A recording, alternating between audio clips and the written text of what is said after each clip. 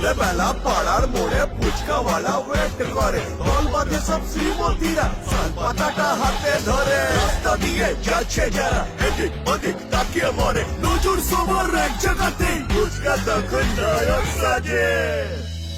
ফুচকা ফুচকা এ ফুচকা। দাদা 10 টাকায় কটা? দেখুন দিদি, 4টে। প্লিজ প্লিজ প্লিজ 5টা। ঠিক আছে, তোমার জন্য এক্সট্রাটা।